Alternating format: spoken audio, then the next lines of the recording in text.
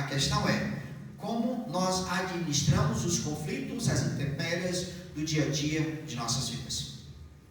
Nós vamos aprender, à luz desse texto, né, um exemplo de uma vida em que sabe adorar a Deus, de modo que o poder da oração, ela se evidencia na vida de um verdadeiro adorador. E qual a relevância de um verdadeiro adorador? A relevância de um verdadeiro adorador, e aqui eu vou trazer em 3 aspectos para nós nessa noite. A primeira relevância está na submissão do Espírito Santo. Notem que nesse contexto de Atos, para quem vem me acompanhando, vai ficar mais fácil para entender, mas do verso 6 ao verso 10, nota-se em especial no 6 e no 7, que o Espírito Santo, por 2 ocasiões, impediu que eles fossem primeiro para a Ásia e depois impediu que eles fossem para Troade. O que eu quero dizer com isso? Quando nós temos uma vida submissa ao Espírito Santo, já infere aí uma vida cheia do Espírito Santo. Eu estou falando agora como igreja, e Paulo, como igreja, aqui a igreja está avançando, a igreja está com um pé na Europa agora. Então, na essência, a igreja recebeu o evangelho genuíno, né? A Europa recebeu o evangelho genuíno. Não é o evangelho que está hoje lá, já está um evangelho deturpado, o evangelho totalmente desconfigurado. Mas quero lhes dizer que, como igreja, a igreja ela foi munida por um poder, e que lá no capítulo 2 desse mesmo livro fala que é a descida do Espírito Santo sobre os apóstolos e tantos quantos estavam ali. E ao longo da história nós vamos perceber que tantos quantos creem no Senhor Jesus passaram a ser cheios do Espírito Santo. Daí vem uma vida submissa pelo Espírito Santo. É a primeira evidência de uma vida, é a essência de um verdadeiro adorador. E qual é essa relevância dessa essência de um verdadeiro adorador? Eu quero lhes conduzir em poucas palavras com relação ao Espírito Santo, que quando a gente entra ali no livro de Efésios e também no livro de Gálatas, nós aprendemos um pouco das características do Espírito Santo. Não vou entrar neles, mas ali nós aprendemos, dentre as muitas características, eu destaquei aqui algumas semana passada e a semana atrasada, no livro de Colossenses, que Paulo também fala dessa vida cheia do Espírito Santo, e que as características, em Colossenses ele destaca apenas 5, em Gálatas ele destaca 9, a propósito específico em cada uma delas, e em Gálatas, quando ele destaca 9, ele traz ali os 3 níveis de toda a vida, que é a vida, que é o primeiro nível, que é infantil, criança, o segundo nível da juventude e da maturidade. Mas eu quero dizer que, independentemente do nível, todas as características do fruto do Espírito Santo deve ser uma evidência, ou seja, deve se evidenciar na vida do crente em Cristo Jesus, como amor, paz, alegria, longanimidade, benignidade, bondade, fidelidade, mansidão, domínio próprio. Todas essas características, elas devem evidenciar na vida do crente. Por quê? Para que uma vida seja submissa ao Espírito Santo, precisa estar cheia do Espírito Santo. Note que quando Paulo, ele tinha uma agenda, na sua segunda viagem, e que aqui ele já chamou Timóteo faz parte da segunda viagem, Lucas também passou a fazer parte da segunda viagem, não vou entrar, mas está aqui no capítulo, nos primeiros versos do capítulo 16, fala sobre isso.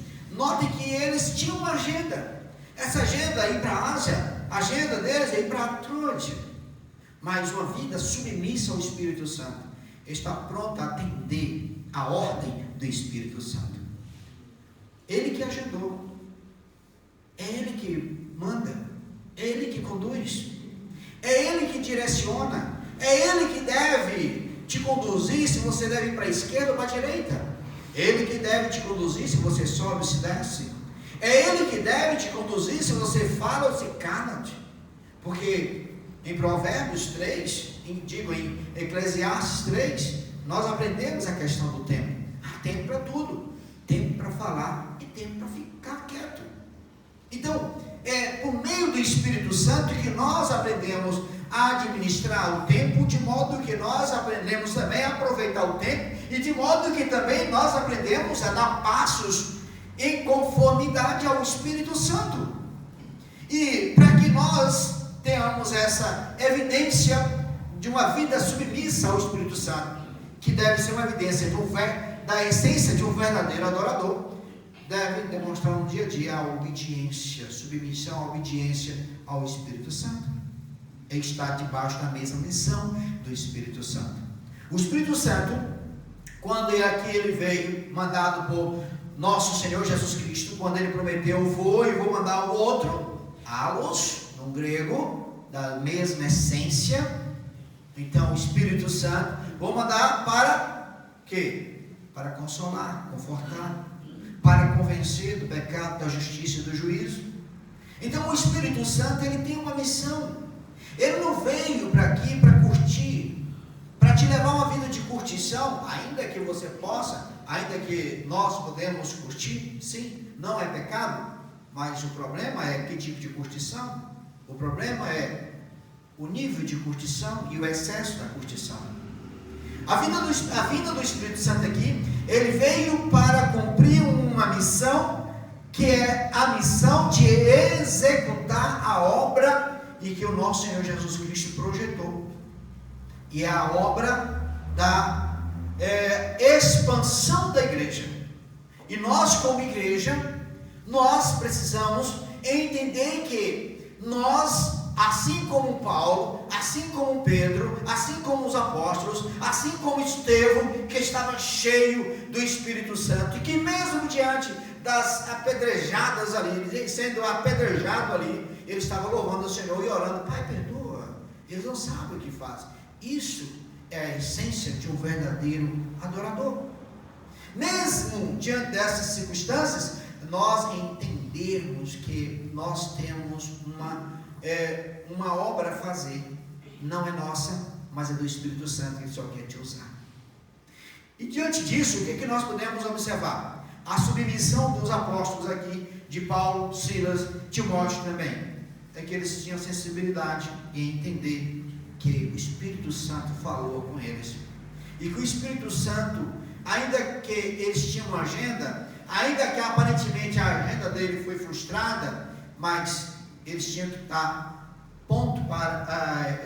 em prontidão para atender a agenda do Espírito Santo.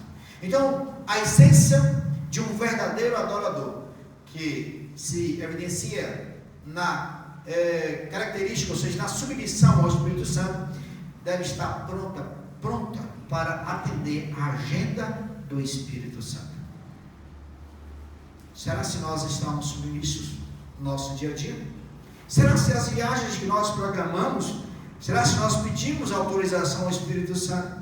Será se os namoros que nós procuramos, será se nós pedimos autorização ao Espírito Santo? Será se os casamentos que nós queremos realizar, será se nós pedimos autorização ao Espírito Santo? Será que as decisões que tomamos, vir para a igreja ou não, comprar ou não, vender ou não, será se nós estamos nos submetendo ao Espírito Santo? É fácil a gente perceber, porque uma vida submissa ao Espírito Santo tem como primeira evidência uma vida de oração. Notem nos homens de oração em que a Bíblia fala que era cheio do Espírito Santo. Aqui um exemplo.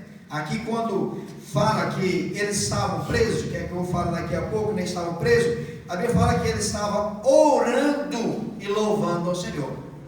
Quando eles saíram para a viagem, eles oraram ao Senhor. No capítulo 13 mostra o Espírito Santo falando com muita clareza separe para mim Paulo e Barnabé, para uma obra específica que eu tenho para eles. Será se nós, como igreja, uma vez que nós fomos beneficiados pela descida do Espírito Santo, a terceira pessoa da Trindade Santa, para nos conduzir, será se nós estamos nos submetendo a Ele, as nossas decisões, os nossos projetos? Paulo e Silas aqui, eles estavam tão submissos que eles entenderam. O Espírito Santo falou: não quero que você vá para a Ásia, não quero que você vá para a Bitínia, não quero que você vá para Troade. E a gente vê isso lá na frente, no livro de Pedro, na primeira carta de Pedro, que Pedro e outros foram para essa região, mas Paulo e Silas, o Espírito Santo tinha designado para uma outra região, que era para o Evangelho entrar na Europa. Ok, na agenda do Espírito Santo a coisa estava indo muito bem. Eles entram, ok, então vamos. A Bíblia fala no verso 10 assim que teve a visão, imediatamente procuramos partir para aquele destino, concluindo que Deus nos havia chamado para lhes anunciar o Evangelho. Então aqui eles entenderam, e aí eles foram. E eles entraram em Betina, em Filipe, e ali foi uma coisa maravilhosa, porque eles procuraram aonde se identificar com as pessoas, conhecer onde tinha pessoas de oração, e quando eles encontraram a Lídia, uma mulher de oração, uma viúva, mais de posses, pessoas a serviço dela, e diante da fala, da pregação de Paulo e Silas ali, ela se converte, e diante da conversão dela, ela chama para hospedar na sua casa. A princípio eles queriam recusar, até porque era um convite de uma mulher, mas aí ela coloca eles em prova, quando o verso 15 diz assim: depois de ser batizada, ela e toda a sua casa nos rogou, dizendo: se julgais que eu sou fiel ao Senhor, entrai em minha casa e aí ficai. E nos constrangeu a isso. Então, diante da fala dela, evidente que a Bíblia não entra em detalhes aqui, ela constrangeu a Paulo, Silas, a Timóteo, a Lucas. Não foi só Paulo, foi a equipe missionária. E ali recebeu, quando aqui eu falei, na oportunidade, falando da sensibilidade de quem nós estamos colocando, do discernimento, quem nós estamos chamando para os nossos lados. Não quero entrar em detalhe aqui, mas a coisa estava indo bem. Então, a mulher se converte, juntamente com outros, Lídia e outros, são batizados, ok, beleza. Passam os dias, a Bíblia não entra em detalhe, semanas, aí eles estão indo um dia de sábado para a oração, local de oração, e nesse inteirinho, parece uma mulher com espírito de adivinhador. E aí não vou entrar em detalhe, porque eu já falei aqui com relação a essa mulher, com relação a esse espírito enganador, porque a princípio nada demais ela falou. O que ela disse: esses homens são servos do Deus Altíssimo e eles estão anunciando o caminho da salvação. Ela falou alguma coisa demais? Falou a verdade.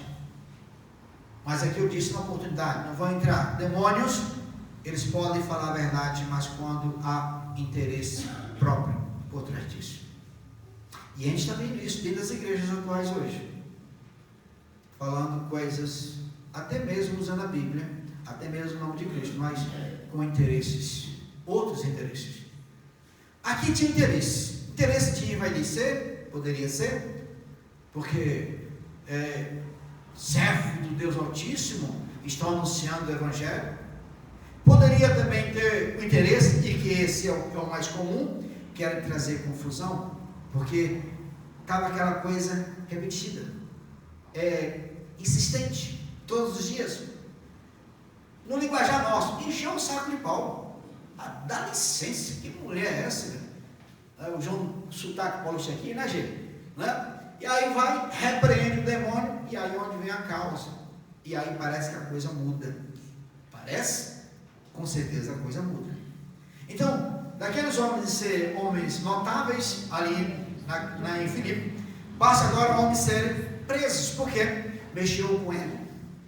Mexeu com aquilo que dá lucro para aquela comunidade. Porque o espírito, o demônio, adivinhador foi expulso da mulher. As pessoas que lucravam com isso não tinham mais lucro. E então, nesse interim, foi levantada uma falsa acusação que eles estavam ensinando costumes que não eram deles, como romanos. E aí, pegaram, deram chibatadas, rasgaram as vestes, prenderam. Não foi uma prisão qualquer, foi um calabouço, amarrado em tronco. E dentro dessa prisão, ali eles estavam numa situação muito hostil.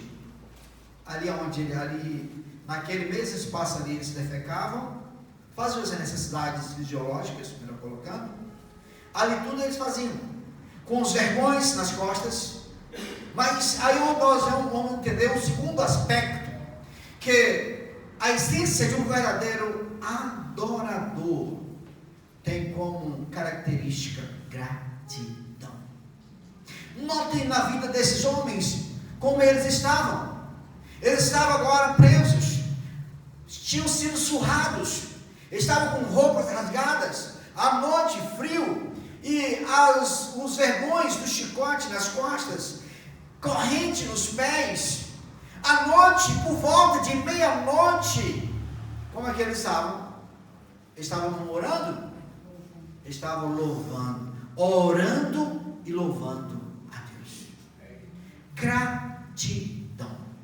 Por sinal, na ceia, quando nós celebramos, lá no verso 24 do capítulo 11 de 1 Coríntios, mostra que, o 23 e 24, mostra que o Senhor Jesus, a primeira coisa que ele ensinou, quando a gente pega o pão e pega o vinho, né, o pão simbolizando o corpo, o vinho simbolizando o sangue de Cristo, a primeira coisa é dar graças, é agradecer. Então, o aspecto da gratidão deve ser uma característica de um verdadeiro adorador. Mas o que é que nós estamos percebendo? Interessante que quando Paulo escreveu aos Filipenses, nessa mesma carta, coloca lá agora, lá em Filipenses capítulo 3, verso 12, mostra que Paulo, falando para essa igreja, já anos depois, ele já estava em Roma, já no corredor da morte, e aí ele estava recomendando à igreja o quê? Ele já estava falando que ele estava preso, mas ele tinha como é que se diz? Deus, ele mudou o intento daquela prisão para o benefício do Evangelho. Isso é comum. Ao longo da história do Evangelho, isso é comum. Assim como Deus fez lá com José do Egito, lembra disso? Lá em Gênesis 50, 20, não precisa colocar não. Em Gênesis 50, 20, fala José explicando para os seus irmãos que o mal que eles fizeram a ele, José, vendendo para o Egito, Deus mudou aquele intento mal para o bem. E Deus fez isso, assim também aqui no livro de Atos, lá no capítulo 8, quando Estevão foi morto, e com a morte de Estevão veio o quê? A primeira expansão, ou seja, diáspora, né? Eles foram dispersos para anunciar o Evangelho. Aqui, da mesma sorte, a prisão de Paulo, há um benefício aqui, no verso 12, diz assim, ó, não é esse aí não, deixa eu colocar aqui, eu falei 3,12, foi? Acho que 3,12, acho que é de Colossenses, que é outro verso que eu quero, mas vamos primeiro aqui, Filipenses. Primeiro Filipenses é 1,12, é 1,12, quero ainda, irmãos, coloca aí 1,12, quero ainda, irmãos, cientificar-vos de que as coisas que me aconteceram têm antes contribuído para o progresso do Evangelho. Então Deus muda, pega aquele intento mal e faz bem. Agora o verso 14 do capítulo 12, e aí ele tem propriedade para falar isso aqui: fazei tudo sem murmurações nem contendas. Você está entendendo o que eu estou querendo te falar? Você tem uma vida grata a Deus? Eu tenho repetido quando preguei lá com base em Colossenses, quando diz seja agradecido, e quando em Colossenses 3, verso 16, 17, diz assim, 17, e tudo que fizerdes, seja em palavra, seja em ação, fazei-o em nome do Senhor Jesus, dando por ele graças a Deus Pai. Mas o que nós estamos observando no nosso contexto? São pessoas murmurentas, pessoas que não sabem agradecer ao Senhor, que não têm a disposição para ser grato ao Senhor. E aí a gente vai, agora coloca lá em Lamentações, capítulo 3, verso 39, a gente vai observar de que você queixa, de que nós queixamos.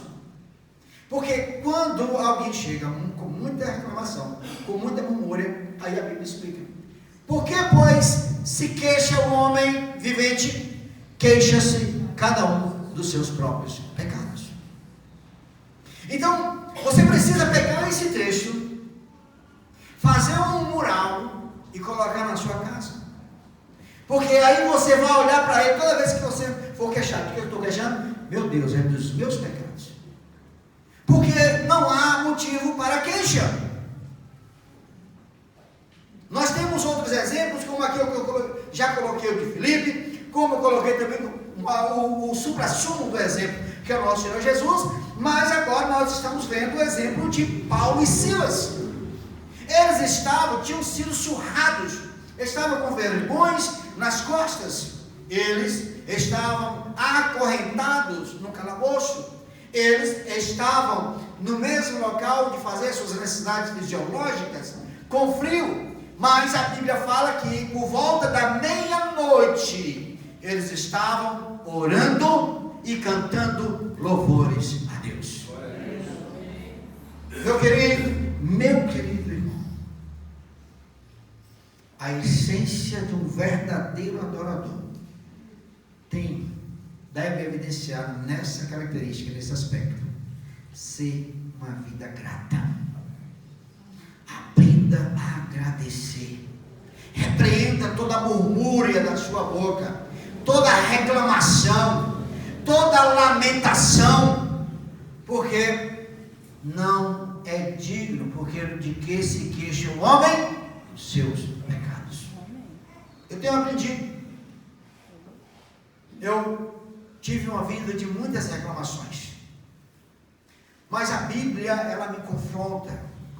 Se você ler a Bíblia, ela vai te confrontar. Mas se você trocar a Bíblia por filmes e séries e tudo mais, você vai continuar cada vez mais burro, cada vez mais distante da vontade de Deus. Agora, você quer ter uma vida guiada pelo Espírito Santo? Come a Bíblia, porque é assim que a Bíblia nos ensina.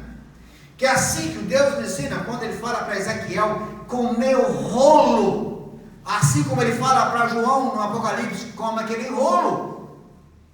A gente precisa comer, porque é ela que vai nos conduzir a ter uma vida de gratidão em meio às circunstâncias adversas. Porque quando nós temos uma vida de gratidão a Deus, ou seja, quando aprendemos a agradecer a Deus em circunstâncias adversas, a gente não está olhando para o resultado, a gente não está procurando o resultado, a gente não está projetando o resultado, porque no primeiro ponto aprendemos que nós temos uma vida submissa pelo Espírito Santo. Portanto, por mais que venhamos passar por circunstâncias adversas, vamos manter o foco. Qual é o foco? A alegria do Senhor, nossa força é. Agora, se é tristeza, se Paulo e Silas dão lugar ali à tristeza, à murmuração, o que eles iam sentir? Mais dor. O que eles iam sentir? Mais frio. Ia ajudar? Nada. Lá em Neemias fala: a alegria do Senhor, nossa força é. E eles, com esse verso em mente, com a palavra de Deus em mente, em meio às dores que estavam ali no seu corpo, eles não olharam para eles não olharam no espelho que enxerga eles mesmos, as dores, os vergões, não, vamos louvar o Senhor, porque a Bíblia, as Escrituras nos garante que a alegria do Senhor, nossa força é. Mas hoje, a pessoa vai no dentista só porque fez um careamento ou fez uma limpeza de dente. Não posso ir para a igreja hoje porque ontem eu fiz e me perdi dente.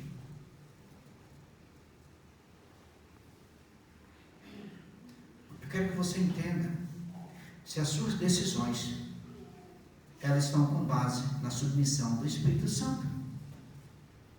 Eu tenho notado aqui alguns irmãos, como o pastor Elias e a irmã Cláudia aqui são exemplo, irmã Zene e outros irmãos aqui, não quero citar o nome deles, mas o pastor Elias mesmo, já com a idade de jovem ainda, né? Já com a idade de jovem, não sou? Né? É porque a gente renova, entende? A gente renova, né? Então o pastor Elias às vezes chega de viagem, de muitas, que viaja muito, né? Chega de manhã, à noite, às vezes chega 4 horas da tarde, aí quando a noite está aqui no culto. Aí tem gente que chegou de viagem ontem, não fui para a igreja, é hoje porque eu cheguei de viagem ontem. Quinta-feira, não quero aqui trazer nenhum benefício nenhum, mas quinta-feira eu saí do dentista, que tinha acabado de fazer um canal, ainda estava com um lado aqui inchado da anestesia. O que quer dizer com isso? Isso aqui eu não estou vindo porque eu sou pastor, não. Quem me conhece sabe, a irmã Zene, que já me conhece há mais de 20 anos, sabe, muito antes de ser pastor, muito antes de ser aspirante pastor, da minha dedicação à casa do Senhor, porque o meu prazer, aí eu faço jus à palavra do Senhor, como diz lá no Salmo, né? Alegrei-me quando me disseram, vamos à casa do Senhor. Meus irmãos, murmurações, reclamações, lamentações e alto ego não te conduz a uma vida exemplar, uma vida que saiba agradecer, uma vida que saiba, diante das circunstâncias, elevar as mãos para os céus. Obrigado, meu Senhor. Pedro fez isso quando estava sendo morto, tanto Pedro como Policarpo, quando estava sendo morto como martírio, e Pedro chegou, eles iam crucificar Pedro igual fez Cristo. Pedro, não, eu não quero ser morto assim, porque eu não sou digno de ser morto como foi o meu Senhor. E crucificaram ele de cabeça para baixo.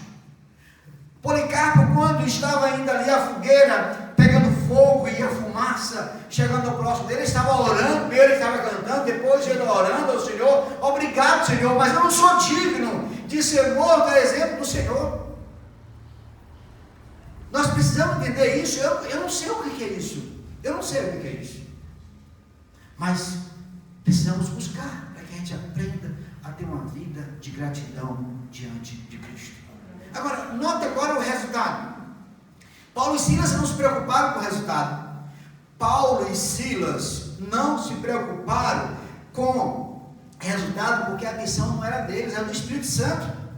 Vida submissa do Espírito Santo, ter uma vida de gratidão, porque a alegria do Senhor, a nossa força é. Então, o resultado, quem dá é o Espírito Santo.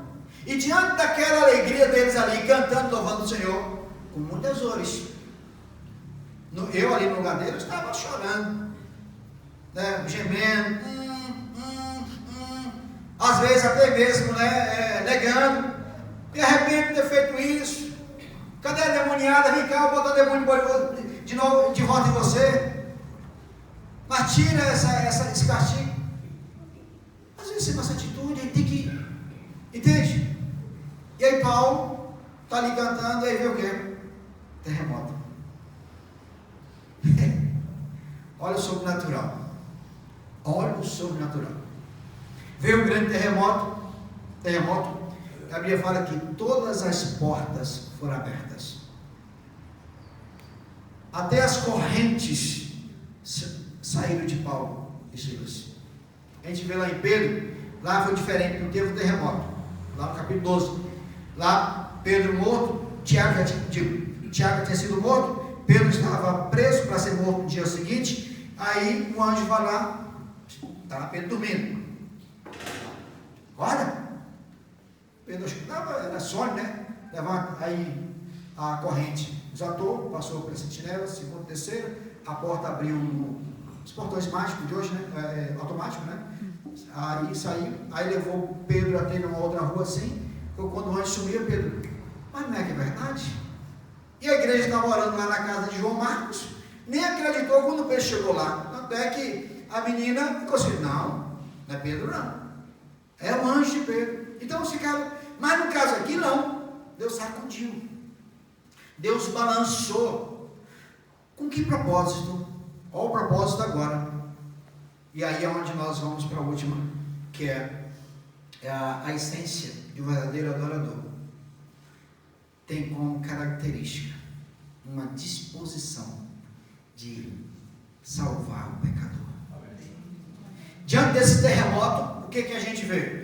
O carcereiro ficou desesperado, como fala aqui no verso 27, e quando ele viu aquilo ali, que ele estava dormindo, na lei romana, uma lei por volta de 400 antes de Cristo, um carcereiro, ele tinha responsabilidade por todos os presos. Na falta de um, ele pagava com a vida. Então não tinha negócio de sumiu um, a vida dele. Então naquele desespero ali, falou: bom, eu não quero nem saber se tem alguém aqui. Se sumiu um, minha vida vai, então vou ser torturado, vou ser morto. Já ia jogar sobre a espada. Aí o verso 28 diz assim: mas Paulo bradou em alta voz: não te faças nenhum mal, que todos aqui estamos. Esse bradar de Paulo diante daquele terremoto, note agora como seria a nossa reação. Nós não sabemos, eu não sei, porque eu nunca vi terremoto, eu nunca vi terra tremer. Mas às vezes eu tenho quando eu olho para uma lição dessa aqui, dá vontade de pedir a Deus assim, pedir a Deus não, dá vontade de dar uma sacudida aqui na terra para acordar alguns. O carcereiro estava dormindo, ele acorda com a visão de desesperado, não há mais solução.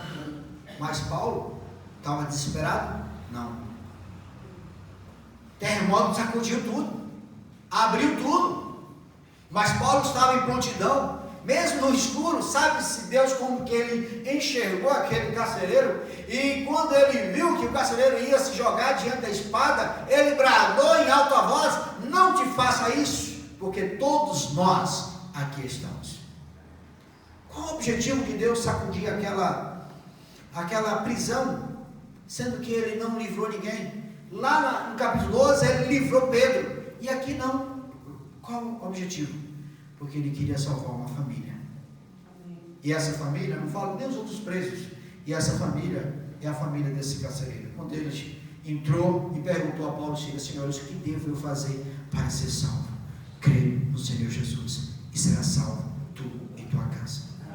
Então, um verdadeiro adorador tem um coração disposto, sempre disposto em salvar uma vida pecadora. Nós estamos, a murmuração está levando uma cegueira espiritual tão grande, que pessoas não querem mais se evangelizar. Eu não sei evangelizar. Não quer mais participar da juventude. Eu não me sinto jovem. Não quer mais participar de casais. Porque no de casais não fala nada que interessa. Eu trouxe um assunto no último encontro de casais, e que, com a permissão da direção, se assim for falar na próxima vez, eu vou dar sequência, porque eu vejo a necessidade de continuar assunto como eu falei no último encontro de casais. Mas sabe, aquela coisa que acho que já vi em outros encontros de casais, que só fala de intimidade. No nosso encontro não, fala de palavra.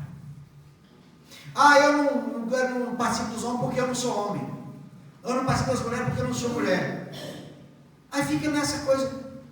Aí passa ano, sai ano, passa mês, sai mês, dia, sai dia, e a pessoa não se identifica o que ela é, o que ela quer. Mas murmuração. A igreja não presta, o pastor não presta, reclamação.